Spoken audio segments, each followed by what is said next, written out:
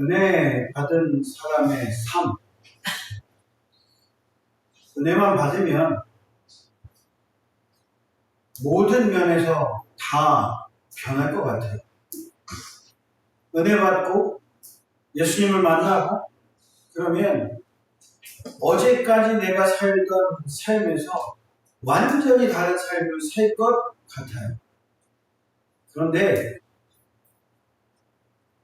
실상 내가 예수님을 믿었다고 해서 혹은 내가 예수님을 만나고 또 예배하고 또 부흥회를 하거나 수련회를 하거나 은혜를 받고 눈물을 흘리고 기도했다고 해서 내 생각이, 내 마음이, 내 행동이 완전히 드라마틱하게 바뀌지 않습니다. 물론 그런 경우들도 있습니다. 예전에 제가 어렸을 때 전도사 생활을 했을 때였죠. 여기 우리 금호교회에서 전도사로 있으면서 저 한양빌라에 정확하게는 제가 이름이 기억이 안 나는데 어린 친구가 하나 있었어요. 초등학교 3학년? 그 정도 됐던 친구였는데 이 친구가 할머니랑 같이 살았어요.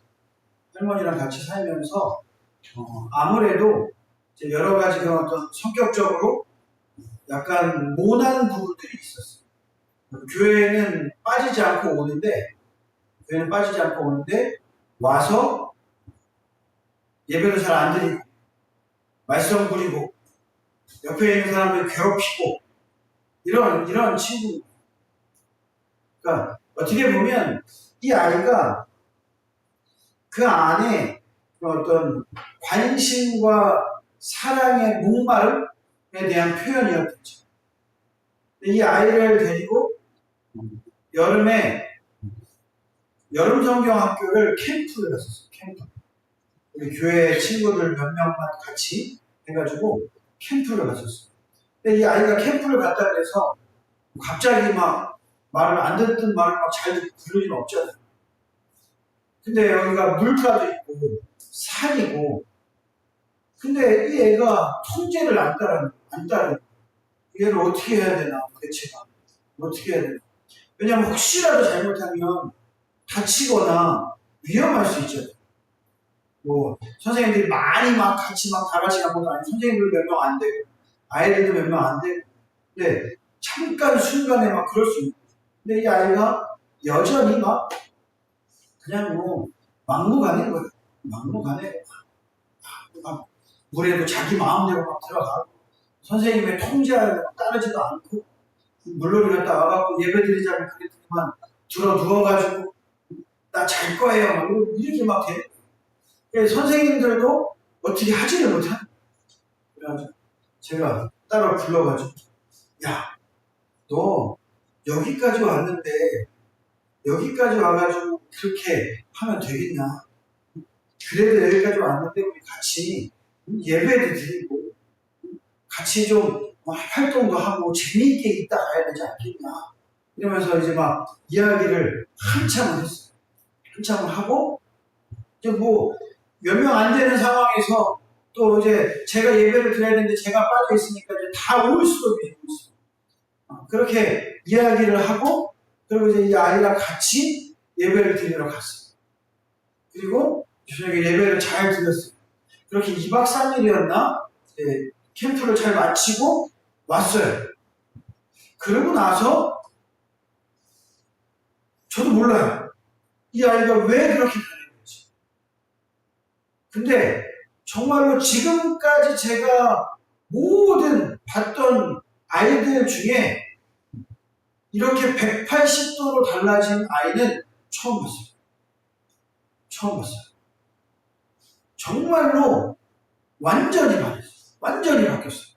근데 교회에서만 바뀐 게 아니고 집에서도 학교에서도 생각 자체가 그가 하는 모든 삶 자체가 완전히 바뀌었어요.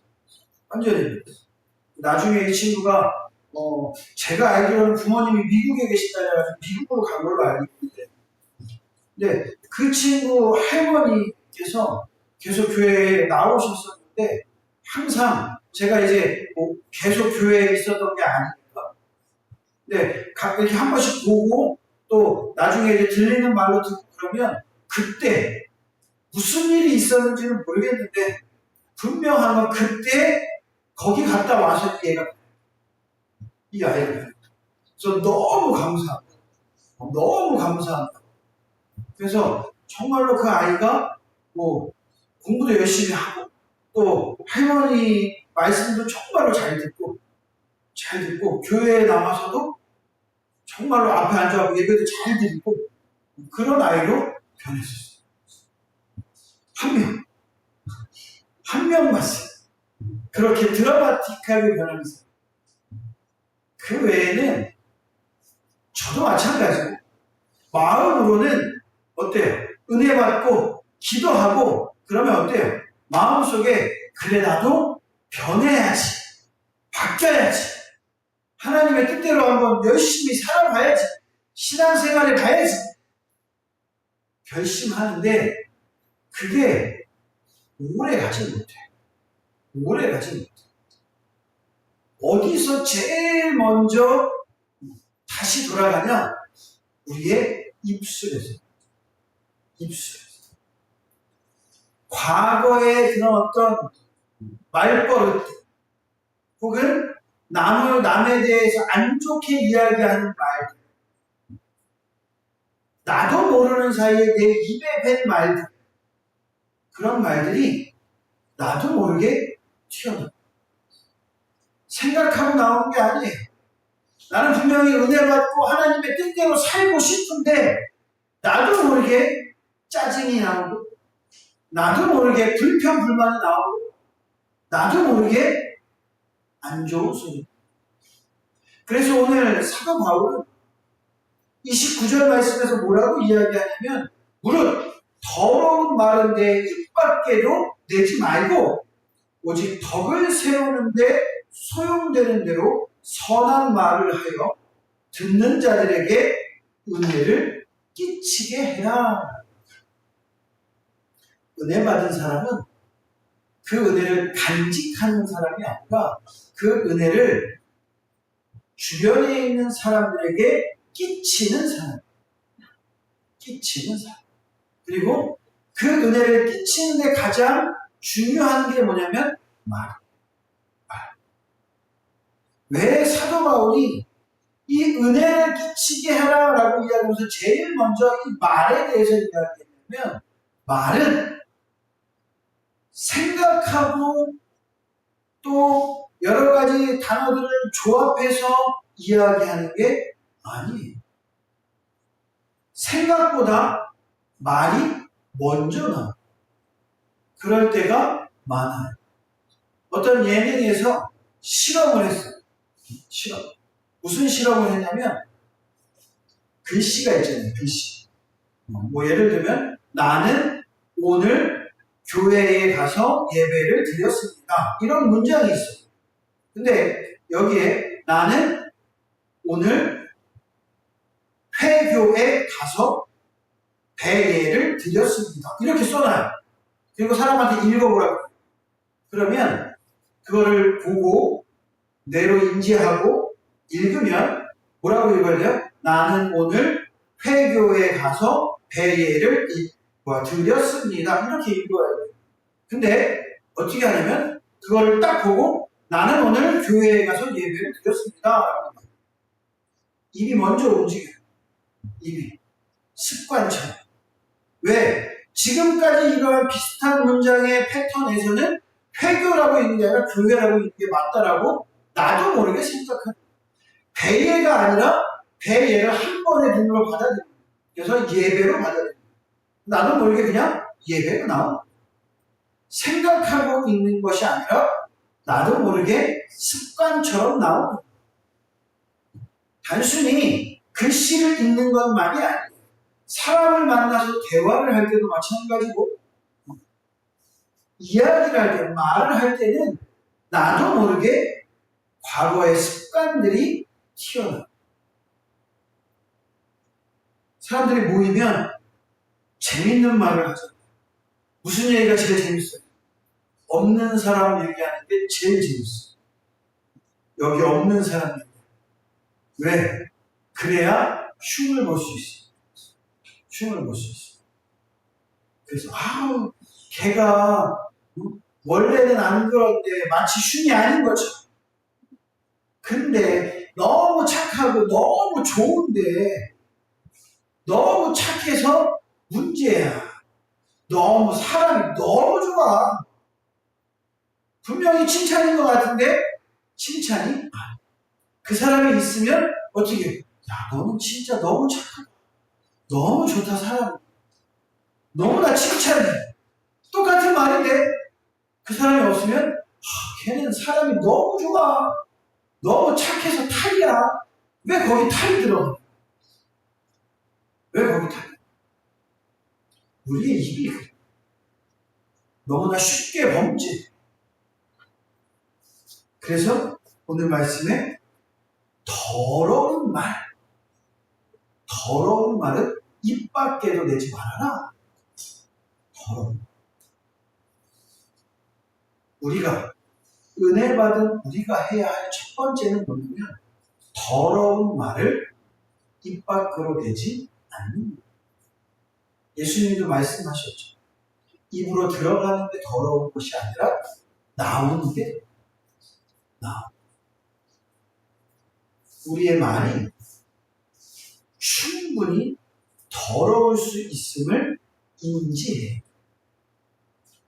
우리의 말이 충분히 더러워서 사람들이 그 이야기에 안 좋은 냄새를 맡을 수 있음을 생각해야 합니다. 사도 바울은 더러운 말은 입 밖에도 내지 말고 오직 선한 말, 덕을 세우는 말, 이런 말을 해서 은혜를 끼치게 해라. 덕을 세우는 말, 선한 말. 그 말은 누가 들어도 좋은 말이에요. 사실 잘 안 해서 그렇지 그런 말을 하면 나도 기분이 좋아요. 내가 잘 안 해서 그렇지 남을 칭찬하면 그 사람만 세워주는 것이 아니라 나도 기분이 좋아져. 누군가에게 웃으면서 이야기하고 누군가에게 감사를 이야기하면 그러면 내 기분도 좋아져요. 유튜브를 봤는데 어떤 인생을 살아가는 세 가지 방법, 세 가지 좋은 습관 이런 게 있었어요. 그 첫 번째가 뭐냐면 인사하기. 힘들어도 밝게 인사하면 다른 사람들이 느끼기 저 사람 참 기운이 좋아 라고 하죠. 밝게. 분명히 다 같이 힘든데 그 안에서 밝게 인사하고 누군가에게 밝게 말해주면 상대방도 기분이 좋아지고 그것으로 인해서 오히려 나에 대한 인식이 좋아진다. 두 번째는 사과하기. 사실 우리는 사과하는데 굉장히 인색해. 내가 잘못인 걸 아는데도 불구하고 그것을 인정하는 게 쉽지 않아. 그래서 사과하려고 하면 괜히 어떻게 돼요? 말을 돌리게 돼요. 그런데 사과를 하면 사과를 받는 사람도 기분이 좋고 사과한 사람도 기분이 좋아요. 왜? 마음에 찜찜함이 없거든요. 사과를 애써 안 하고 그냥 무마하고 넘어가고 다른 말로 하고 넘어가려고 그러면 말하는 사람도 내 마음속에 뭐가 남아있어. 찜찜함이 남아있어. 그런데 사과하면 그게 없어져. 듣는 사람도 좋고 또 하는 사람도 좋고. 마지막 세 번째가 제일 어려운데 그 세 번째가 뭐냐면 용서. 나를 힘들게 하고 나를 어려운 사람. 내가 열심히 내가 웃으면서 막 인사를 하는데도 상대방이 시큰둥. 그리고 그 사람이 나에게 분명히 잘못했어. 근데도 사과하지 않아. 그리고 나만 보면 안 좋게 해. 그리고 다른 사람들에게 막 안 좋은 내 얘기를 막 해. 그런데 그 사람에게 다가가서 당신이 이렇게 했지만 내가 당신을 용서합니다 라고 이야기하면 듣는 사람도 그 말에 약간 겸연쩍음이 있지만 그 말을 들으면 미안해지는 마음이 들죠. 말하는 사람도 내가 당신을 용서합니다라고 말하는 게 별거 아닌 것 같지만 말하는 순간 내 안에 응어리졌던 것이 풀어지게 됩니다. 그런 이야기가 있죠. 누구 때린 사람은 발 뻗고 자도, 맞은 사람은 발 뻗고 자도, 때린 사람은 제대로 못 잔다. 제대로 못 잔다. 때린 사람은 아무래도 마음 가운데 거리낀 게 있을 수밖에 없어요. 그 사람한테 가서 내가 용서합니다 라고 이야기하면 그 사람은 정말 멋진 사람입니다. 그게 선을 행하는 말이고 그게 덕을 세우는 말이고 그리고 그게 하나님의 은혜를 끼치는 말이다. 바라기는 우리의 입술이 선을 행하고 덕을 세우고 사람과의 관계 속에서 아름다움을 이어갈 수 있는 그러한 말들을 해나갈 수 있는 여러분들이 되시기를 주님의 이름으로 축원드리겠습니다. 그렇게 할 때 나도 모르게 나도 좋아지고 동시에 나를 통해 예수님의 향기가 사람들에게 전해집니다. 두 번째로 사도 바울은 오늘 30절 말씀에서 뭐라고 이야기하냐면 하나님의 성령을 근심하게 하지 말아라. 하나님의 성령을 근심하게 하지 말아라. 우리는 모두 다 예수님을 믿고 내 안에 예수 그리스도를 모시고 사는 사람. 그리스도인이라고 이야기하면 우리는 다 내 안에 예수 그리스도가 살아 숨쉬는 성령님이 계시는 그러한 사람을 그리스도인이라고 이야기합니다. 근데 사도 바울은 이야기합니다. 너희 안에 계시는 성령님을 근심하게 하지 말아라. 그 말은 내 안에 성령님이 나의 죄, 나의 잘못, 혹은 나의 부족함, 이 모든 것들 때문에 너는 불합격, 떠나시지 않는다. 왜? 내가 부족하고 그리고 불완전한 존재인 것을 알고 있기 때문에. 예수님을 믿고 교회에 와서 예배를 드리고 또 은혜를 받고 기도를 하고 그때는 막 좋은 것 같아서 성령님이 내 안에서 너무 막 기쁨을 주시고 감사를 주시고 그런데 일주일만 지나면 내 안에 다시 언제 어디 갔었는지 모를 화가 그냥 꽉 차가지고 뭐 조금만 이야기해도 화내. 아이 그것도 몰라. 아 이거는 알아야지. 그럼에도 불구하고 내 안에 성령이 떠나시는 것은 아니라 단지 오늘 말씀을 보는 거야. 성령이 근심하시. 그러면서 31절 말씀은 너희는 모든 악독과 노함과 분냄과 떠드는 것과 비방하는 것을 모든 악의와 함께 버려라. 성령이 근심하는 게 뭐냐? 바로 이거다. 모든 악독, 노함, 분냄, 떠드는 것, 비방하는 것. 그리고 가장 중요한 것, 악의, 나쁜 마음. 내 안에 이런 것들이 있으면 어떻게 돼요? 성령님이 근심하셔요. 근심.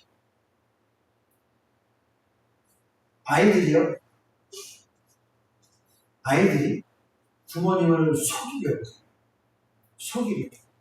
그러면 거짓말을 하죠. 그런데 부모님이 보면 그거를 알아요, 몰라요? 알아요. 물론 우리 정한이 청년 정도 20살 넘어가고 그러면 얼마든지 부모를 속이려고 하면 속일 수 있죠. 그런데 하민이 6살짜리 저런 애는 다 보여요. 다 보여. 하나님이 우리를 보실 때 우리는 아무리 착한 척하고 선한 척하고 죄를 짓지 않은 척 하더라도 하나님 눈에는 다 어때요? 다 보여요. 내가 어떤 생각을 하는지 어떤 마음을 가지고 있는지 내가 다른 사람에 대해서 얼마만큼 악의를 가지고 있고 또 어떤 화를 내 안에 품고 있는지 보인다. 근데 그 보이는 걸로 인해서 하나님이 우리를 싫어하시는 게 아니라 걱정하시는 거예요. 걱정. 왜? 우리를 사랑하시는 거예요. 하나님이 우리를 사랑하시기 때문에 우리 안에 있는 그러한 모습이 결국 그것이 너에게도 좋지 않아 라는 걸 알고 계십니다. 결국 그게 너를 망치는 거야 라는 걸 알고 계십니다. 그래서 근심하는 근심. 그러지 않았으면 좋겠다. 왜? 너는 나의 자녀. 그러지 않았으면 좋겠어. 그런 마음을 갖지 않았으면 좋겠어. 그런 생각을 하지 않았으면 좋겠어. 그렇게 이야기하고 그렇게 비방하지 않았으면 좋겠어. 왜냐하면 너는 내 자녀. 결국 그것이 돌고 돌아 다시 너에게 오는. 부모들이 자녀를 걱정하죠. 자녀가 엇나가고 나쁜 이야기를 하고 나쁜 생각을 하고 나쁜 행동을 하면 걱정을 해요. 왜? 결국 그 모든 잘못이 자기에게 돌아오는 걸 알고 있어요. 그렇게 한다고 해서 싫어지는 게 아니라 근심하는 거죠. 걱정하는 거죠. 그렇게 하지 말라. 왜? 다른 사람 때문에? 아니에요. 얘가 해코지해서 다른 사람 다칠까봐 엄격하게 얘기하면 안 돼. 누구 때문에 그런 거야? 내 잘못. 이 아이가 잘못된 거야. 그게 근심이 되는 거야. 그게 걱정이 되는 거야. 은혜를 받은 사람은 하나님이 성령님이 내 안에 계신 사람은 이러한 성령님의 근심을 생각할 수 있어요. 생각할 수 있어요. 효자가 뭐에서 효자입니까? 부모님의 마음을 헤아려 줄 줄 아는 사람이 효자예요. 좋은 것을 사준다고 효자가 아니라 좋은 것을 먹게 해주고 좋은 데 데려간다고 효자가 아니라 부모님의 마음을 편하게 해주는 게 효자예요. 내가 하나님 앞에 헌금을 많이 하고 봉사를 많이 하고 무언가 대단한 일을 해서 하나님의 사랑받는 으뜸 자녀가 되는 것이 아니라 하나님의 마음을 헤아려 줄 줄 아는. 내가 이렇게 하면 하나님이 좋아하시겠지. 내가 이렇게 하면 성령님이 근심하시겠지. 그 마음을 헤아려서 하나님이 원하시는 대로 행하는 사람. 그 사람이 하나님이 원하시는 사람이고 그 사람이 은혜 받은 사람. 그리고 그러한 사람이 우리 안에 있을 때 이 공동체가 하나님의 은혜 안에 온전히 세워져 나아가는 공동체가 되는 거죠. 32절 말씀을 보면 서로 친절하게 하며 불쌍히 여기고 서로 용서하기를 하나님이 그리스도 안에서 너희를 용서하신 같이 은혜 받은 사람은 혼자 살아서는 안 돼요. 은혜 받은 사람은 그 은혜를 나누며 살아요. 서로 공동체, 서로 친절하게 여기고 서로 불쌍하게 여긴다는 것, 긍휼하게 여긴다는 것. 서로를 생각하는 마음이죠. 그렇게 서로를 사랑하고 용서하고 마치 하나님이 그리스도 안에서 예수님이 우리를 용서하신 것 같이 그 용서에는 조건이 없고 대가가 없어요. 무조건적인 용서죠. 그렇게 할 때 공동체가 살아나요. 여러분들의 가정이 살아나는 것이고 우리 교회가 살아나는 것이고 우리가 살아나면 우리 교회가 살아나고 여러분들의 가정이 살아나면 여러분들이 속한 주변의 공동체가 살아납니다. 그렇게 나라가 살아날 수 있는 것이고 그렇게 세계의 열방이 하나님의 뜻 가운데 온전히 살아갈 수 있는 것이죠. 바라기는 그 시작점이 바로 여러분들이 되시기를 원합니다. 주님의 마음을 해야 됩니다. 주님의 뜻 가운데 덕을 세우고 선을 행하는 말을 하고 또한 그러한 삶을 살고 서로가 서로를 돌아보며 아껴주고 용서해주고 사랑함으로 하나님이 원하시는 그러한 믿음의 공동체를 세워나갈 수 있는 믿음의 자녀들이 되시기를 주님의 이름으로 축원드리겠습니다.